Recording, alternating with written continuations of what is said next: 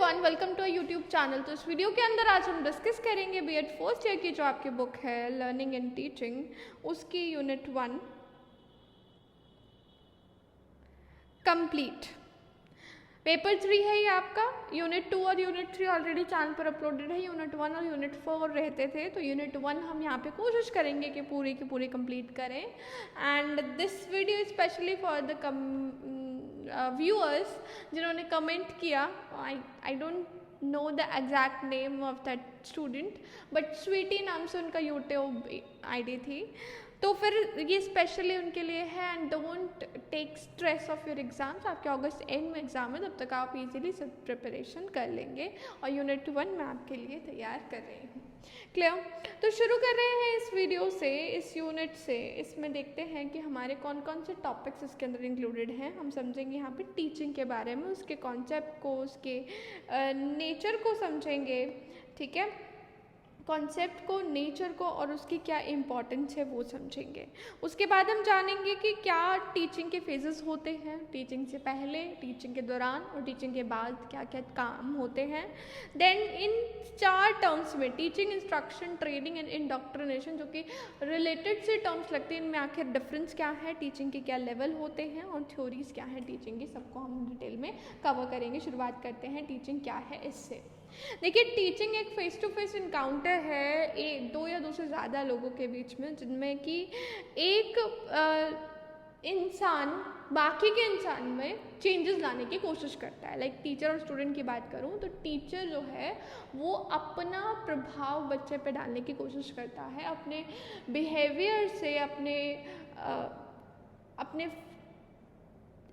Effort से बच्चे के अंदर क्या लाने की कोशिश करता है, इम्प्रूवमेंट लाने की कोशिश करता है, उसके बिहेवियरल में चेंजेस लाने की कोशिश करता है। So teaching is a face to face encounter between 2 or more person where one intends to effect certain changes in the other participants। बाकी के पार्टिसिपेंट्स में जो चेंजेस लाते हैं, या फिर हम इसे कह सकते हैं कि ये एक ऐसे 2 व्यक्तियों के बीच की एक इंटरैक्शन है जिसमें एक व्यक्ति मोर नॉलेजेबल और दूसरा लेस नॉलेजेबल होता है। तो वो मोर नॉलेजेबल वाला पर्सन लेस नॉलेजेबल पर्सन में अपनी नॉलेज को ट्रांसफ़र करता है। या फिर आप कह सकते हैं that it includes many things like curriculum planning, जिसके अंदर आपके इंस्ट्रक्शन फेज आता है, जिसमें पूरी अच्छे से प्लानिंग चलती है, स्ट्रैटेजीज चलती हैं, और फिर एक इवैल्यूएशन फेज आता है। ये सब चीज़ें टीचिंग प्रोसेस के अंदर इंक्लूडेड है। मतलब टीचिंग जितनी आसान दिखती है उतनी आसान है नहीं। It is a very complicated process. एक ऐसा अरेंजमेंट है, एक ऐसा मैनिपुलेशन है सिचुएशन का, जहाँ पर हम क्या करते हैं, बच्चे की लर्निंग को इम्प्रूव करने में जितनी कोशिश कर सकते हैं उतनी करते हैं। क्लियर? टीचिंग एक सिस्टम है जहाँ पे काफ़ी सारे एक्शंस करे जाते हैं जो कि क्या प्रोड्यूस करते हैं, लर्निंग प्रोड्यूस करते हैं। Basically teaching is helpful in producing learning. अगर हमें लर्निंग प्रोड्यूस करनी है तो हमें टीचिंग की ज़रूरत पड़ेगी। क्लियर? अब टीचिंग के व्यू पॉइंट्स अलग अलग हैं, अथॉरिटेरियन, डेमोक्रेटिक और रिफ्लेक्टिव। अगर हम अथॉरिटेरियन की बात करें तो यहाँ पर अथॉरिटी की चलती है। अथॉरिटी कौन है भाई? टीचर एक अथॉरिटी है, तो टीचर की चल रही है। यानी this view point of teaching is a kind of teacher centric है। इसको थॉटलेस कहते हैं। थॉटलेस इसलिए कहते हैं क्योंकि ये मेमोरी लेवल पर बेस्ड होता है पूरी के पूरी तरह। यहाँ पर क्या करा जाता है, सिर्फ चीज़ों को याद करवाया जाता है, बच्चे को समझाया नहीं जाता, और बच्चा यहाँ पर टीचर के साथ डिस्कशन भी नहीं कर सकता, प्लस काउंटर नहीं कर सकता कि टीचर ने गलत बोला है। तो वहाँ पर टीचर सेंट्रिक हो गया पूरा एनवायरनमेंट। तो इसको थॉटलेस टीचिंग कहा जाता है। इसका कोई फ़ायदा नहीं है। It is a memory based teaching. Democratic आपको पता है, जहाँ पर हमारे अपने अधिकार सामने आते हैं, यानी बच्चे के अधिकार सामने आते हैं। It is a student centric, learner centric teaching, जिसके अंदर मेमोरी के साथ साथ आपकी अंडरस्टैंडिंग भी आती है। जहाँ मेमोरी तो चाहिए ही चाहिए, आपको कॉन्सेप्ट्स बच्चे को मेमोराइज तो करवाने ही हैं, साथ ही साथ आप ये भी मेक श्योर करेंगे कि बच्चा उन कॉन्सेप्ट्स को समझ रहा है। यानी मेमोरी के साथ साथ अंडरस्टैंडिंग पर भी फोकस होता है। और अगर रिफ्लेक्टिव का बात करें तो ये दोनों का एक तरह से मिक्सचर है। और डेमोक्रेटिक हमारी थॉटफुल टीचिंग है, जबकि हमारी अथॉरिटी ऑडिटेरियन टीचिंग थॉटलेस टीचिंग थी, क्योंकि वहाँ सिर्फ याद याद याद हो रहा था। रिफ्लेक्टिव टीचिंग में क्या होता है, आपने याद कर लिया, आपको समझ आ गया, लेकिन आप उस याद और समझ से आप क्या नया इन्वेंट कर सकते हो, that is a kind of reflective teaching, जहाँ पर टीचर और स्टूडेंट दोनों इंटरैक्ट करके काम करते हैं। इसमें इनसाइट प्रोड्यूस होते हैं, मतलब इनर लर्निंग आपकी प्रोड्यूस होती है, आप अंदर से आपके थॉट्स काम करते हैं। क्लियर? तो आगे बात करते हैं भैया टीचिंग की कैरेक्टरिस्टिक्स क्या हैं। देखिए, टीचिंग एक सोशल एक्टिविटी है, पूरे समाज में इम्प्रूवमेंट लानी है तो टीचिंग से लाई जा सकती है, क्योंकि टीचिंग से हम बच्चे को कुछ भी सिखा सकते हैं। And it is a process of development, बच्चे में डेवलपमेंट करानी है, you will go with teaching. आप में एक्शंस का सिस्टम है। टीचिंग एक कला है, हर कोई टीचिंग नहीं कर सकता। Although everyone is entering into teaching department, like B Tech वाले टीचिंग में जा रहे हैं, बीकॉम बीएससी सब टीचिंग में जा रहे हैं। मेन टीचिंग में हर व्यक्ति कोई डिग्री लेकर टीचिंग नहीं कर सकता है ये, और बीएड करके भी कोई टीचिंग नहीं कर सकता है। इट्स लाइक आर्ट, एक कला है, ये अंदर से ही आती है। It is a form. हो सकता है कि हमारे अंदर पहले से ही ये कला हो, और आपने अगर वो डिग्री नहीं भी ली टीचिंग की तो भी आप टीचिंग कर पाएँ। तो टीचिंग एक आर्ट है जहाँ पर बच्चे को समझना बहुत ज़रूरी होता है, उसकी प्रॉब्लम्स को फोकस करना बहुत ज़रूरी होता है, और उसकी लर्निंग को सिर्फ एक मात्र लर्निंग ना बना के इंटरेस्टिंग लर्निंग बनाना, इफ़ेक्टिव लर्निंग बनाना बहुत ज़रूरी है, तभी हम एक अच्छे टीचर बन पाएंगे। And it is an observable, measurable and modifiable task, जिसको आप ऑब्जर्व कर सकते हो। टीचिंग ऑब्जर्व की जा सकती है कि कैसी टीचिंग हो रही है, आप इसे मेजर कर सकते हो, कितनी अच्छे से आप पढ़ा रहे हो, कैसे, इवैल्यूएशन करके। इवैल्यूएशन करेंगे तो आप पता लगा पाएंगे कि आपकी टीचिंग कितनी बड़ी, कितनी क्वालिटी एजुकेशन आप प्रोवाइड कर रहे हैं बच्चे को। And it is also modifiable, अगर आपको लगता है कि अभी आपकी टीचिंग टेक्निक्स अच्छी नहीं है तो आप मॉडिफाई कर सकते हैं उनको। And it is from memory level to reflective level. Basically teaching एक ऐसा प्रोसेस है जो बच्चे को सिर्फ रटने से समझकर खुद कुछ नया बनाने तक पहुंचा देता है। यानी टीचिंग के थ्रू आपको बच्चे को मेमोरी लेवल से रिफ्लेक्टिव लेवल तक पहुंचाना है, यही एज अ टीचर आपका एक टास्क रहेगा। क्लियर? अब टीचिंग के दौरान होता क्या है, ऑब्जेक्टिव्स होते हैं, उनको हमें पूरा करना होता है, और उस ऑब्जेक्टिव के बेस पर हम अपना टीचिंग मेथड यूज़ करते हैं। For example, cognitive objective. Cognitive मतलब दिमागी रिलेटेड, जहाँ पर आप थॉट प्रोसेस पे ध्यान देते हैं, बच्चे के थॉट प्रोसेस को इम्प्रूव करने की कोशिश करते हैं। तो यहाँ पे लर्निंग आप चाहते हैं बच्चे जाने, और बच्चे जाने तो बस आप लेक्चर मेथड यूज़ करेंगे, बच्चे जान जाएंगे। कॉग्निटिव मेथड हो गया टू नो। अफेक्टिव, जहाँ पे इमोशंस कनेक्टेड होते हैं, तो बच्चे फील करें, बच्चे समझें चीज़ों को। तो अगर बच्चे समझें, आप चाहते हैं बच्चे समझ के करें, तो आपको ड्रामेटाइज करना पड़ेगा सब चीज़ें जो आप समझाना चाहते हैं बच्चे को, एज ए ड्रामेटिक वे में उन्हें रिप्रेजेंट करना पड़ेगा, प्रेजेंट करना पड़ेगा। देन साइकोमोटर, आप चाहते हो बच्चे एक्टिविटी रिलेटेड हो, मतलब बच्चे अपने हैंड्स ऑन एक्सपीरियंस उनके पास आए, यानी हर एक्टिविटी वो अपने हाथों से करके देखें। तो psychomotor is a kind of to do. Learning में आप क्या देख रहे हैं, करना सीख रहे हैं। यहाँ आप जान रहे थे, यहाँ आप महसूस कर रहे थे, और यहाँ आप कर रहे हैं। और इसके लिए आप जो टीचिंग मेथड यूज़ करेंगे वो एक्सपेरिमेंटेशन होगा, जहाँ पर आप एक्सपेरिमेंट्स करेंगे और बच्चों से खुद भी करवाएंगे। Clear?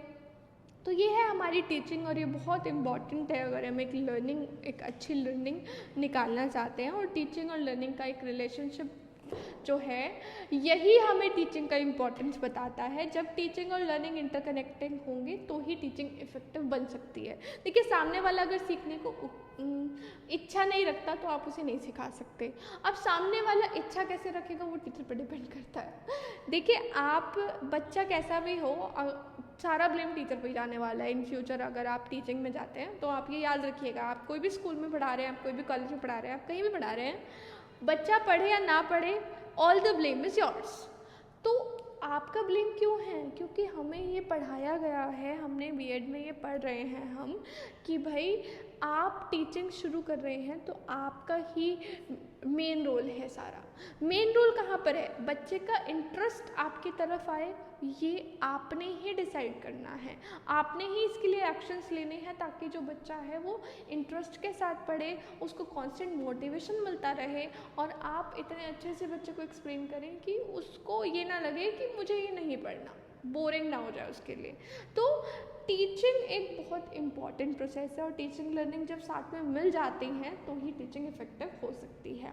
And teaching learning relationship को जब हम इस्टेब्लिश करते हैं तो जो लर्निंग के ऑब्जेक्टिव्स हैं वो सभी पूरे करने में हम सक्षम रहते हैं।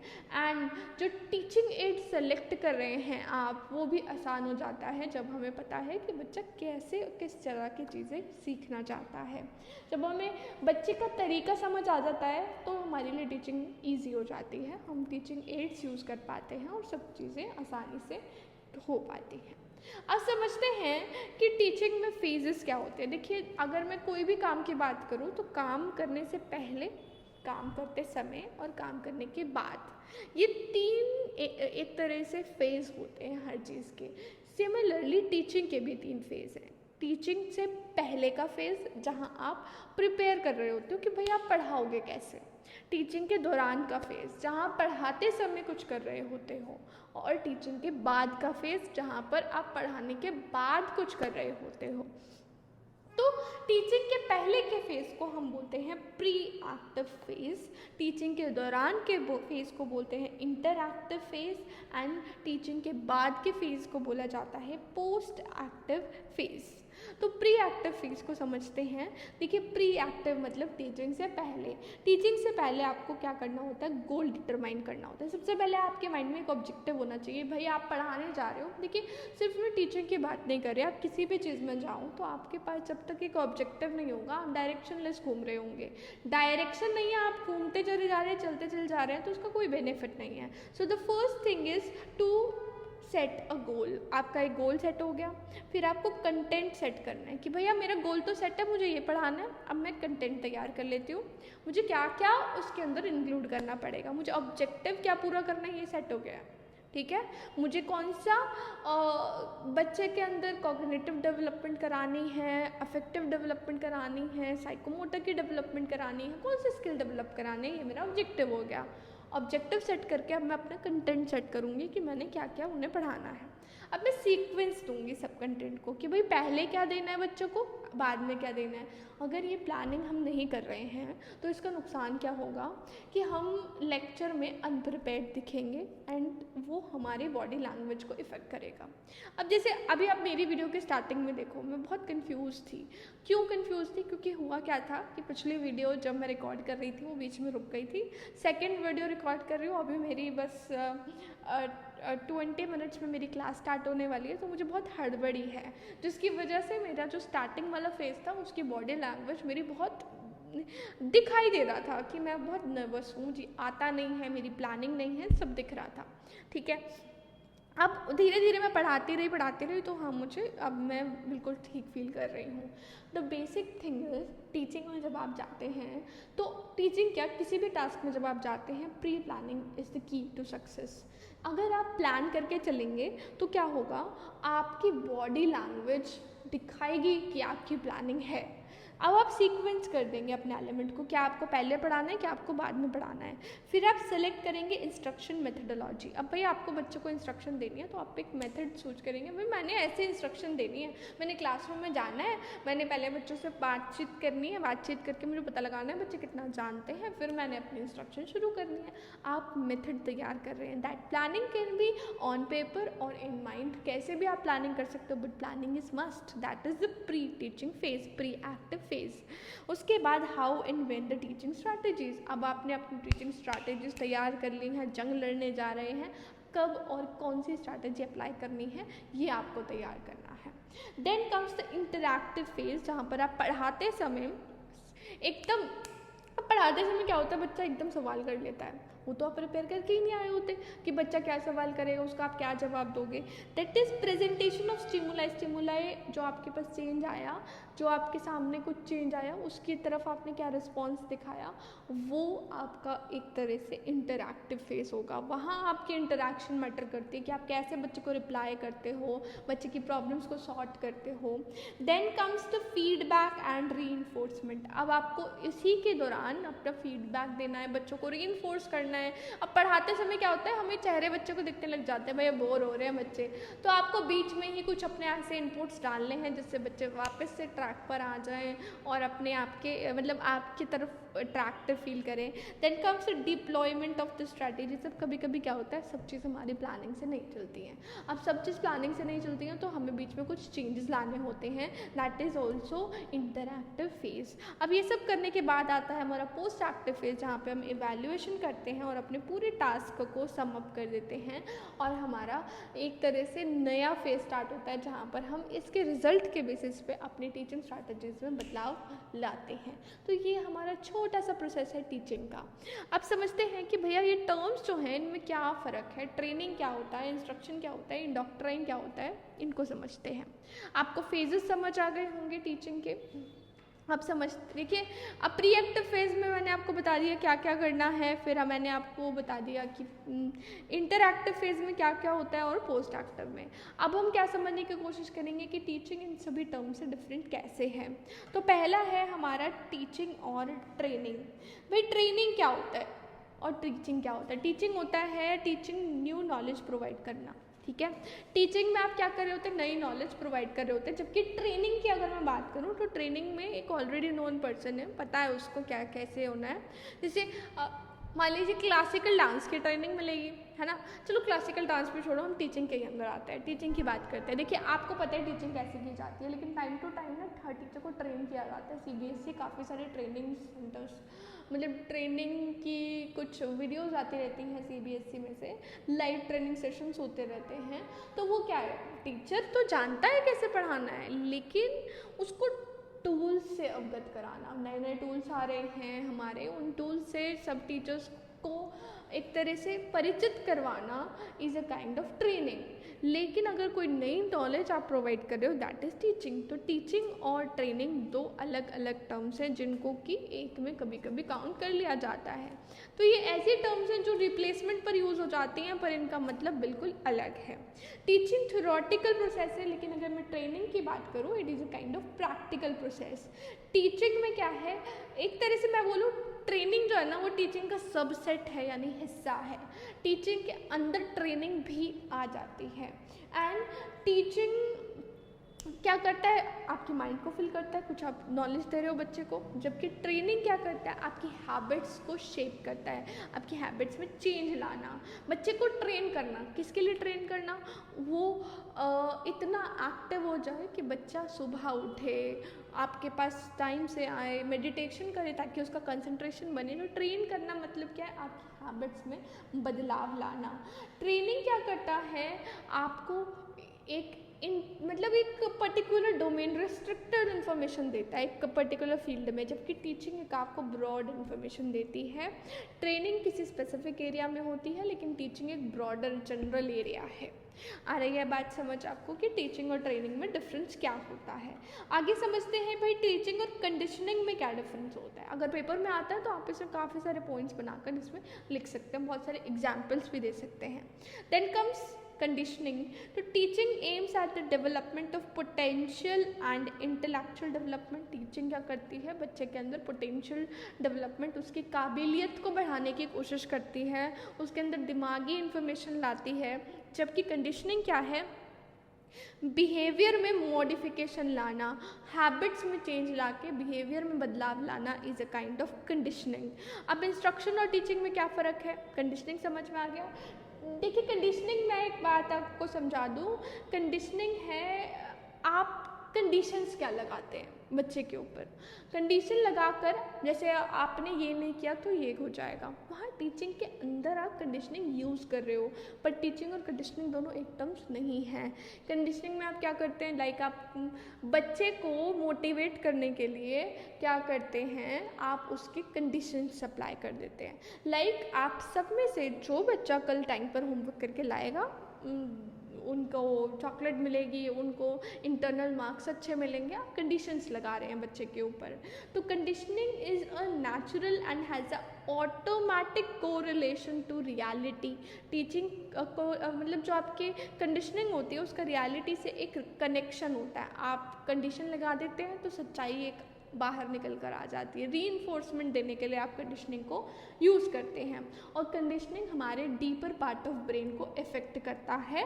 और अगर मैं बात करूं मतलब अगर कंडीशनिंग लगा के ट्रूली लर्न किया जाए तो वो हमारे दिमाग की सही जगह पर जाकर स्टोर हो जाता है। तो conditioning is the process of training to become physically fit by a regimen of exercise, diet and rest, also the resulting state of physical fitness। मतलब आप जैसे आपको फिजिकल फिटनेस चाहिए, माइंड में पहले आपका एक कंडीशन सेट है, यार मुझे ऐसा बनना है, हेल्दी बनना है, तो उसके लिए आप कुछ भी करेंगे।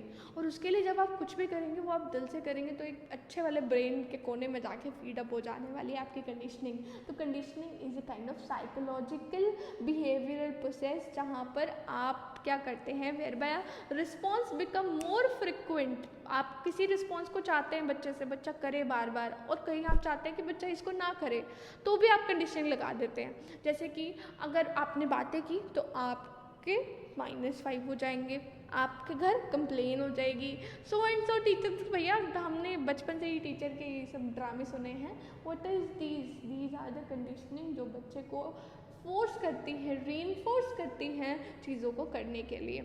And conditioning can be different, controlled environment में भी हो सकती है।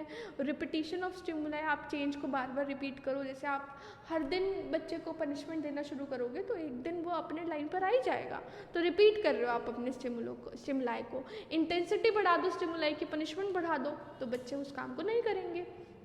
समझ रहे हैं आप रिवॉर्ड बढ़ा दो तो बच्चे उस काम को ज़रूर करेंगे। आपने कहा कि अगर आपके अच्छे मार्क्स आएंगे तो आपको ये रिवॉर्ड मिलेगा, रिवॉर्ड इंक्रीज़ करते जाओ, बच्चे का जो इनपुट आउटपुट है वो भी इंक्रीज़ होता जाएगा।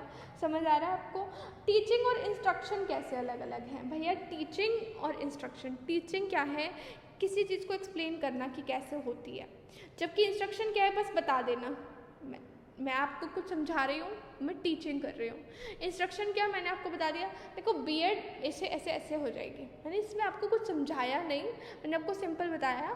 बीएड करने के लिए आपको क्या करना पड़ेगा, आपको लर्निंग एंड टीचिंग की बुक पढ़नी पड़ेगी। मैंने आपको कुछ समझाया नहीं, आपको instruction they the learning and teaching की बुक पढ़नी है, ख़त्म, कुछ समझाया नहीं है यहाँ पे।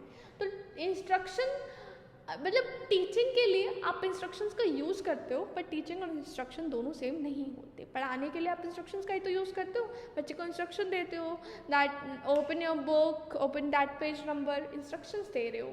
लेकिन इंस्ट्रक्शन क्या टीचिंग है? नहीं, इंस्ट्रक्शन का कलेक्शन आपका टीचिंग बन सकता है। क्लियर? Then comes indoctrination. भैया टीचिंग क्या इन्वॉल्व करता है, seeking of facts and learning about what is truth.